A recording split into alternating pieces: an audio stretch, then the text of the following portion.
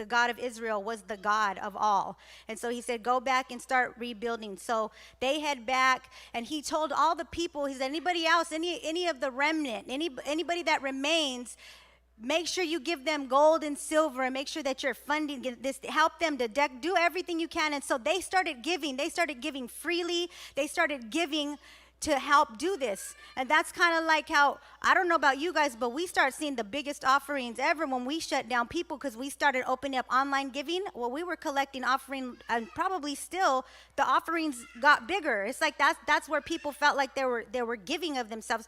And just like here, they were giving so much to build this temple. So the first thing that they did when they started to rebuild, the very first thing that the Israelites did was they built an altar. They built a place where they could worship God and offer their sacrifices. That's the first thing they did.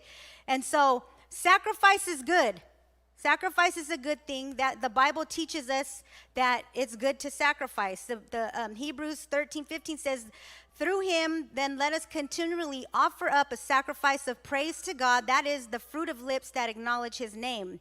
Continually offer. Remember, David said, I will bless the Lord at all times. His praise shall continually be on my lips. So it's good to offer a sacrifice of praise. It's good to do those things. The next verse says, do not neglect to do good and share what you have, for such sacrifices are pleasing to God. Sacrifice is good. Romans 12:1 tells us, I beseech you therefore, brethren, by the mercies of God, to present your bodies as a living sacrifice, holy and acceptable unto God, which is your reasonable act of worship. Sacrifice is good. But have you ever heard the term that doing the right things the wrong way? They were doing the right thing the wrong way because they built this altar, but there was no foundation. They started to do something out of order. And it was good to do that, but it's because they knew how to do it. They knew how to do church. They were comfortable. They were accustomed to coming in the house of God and praising God and worshiping God. And they're doing all this, but they were doing it the wrong way. And let me say this, because this is a very important part as we go through this scripture. When they're rebuilding this temple and they're doing what they were told to do, they were doing all of it without the presence of God.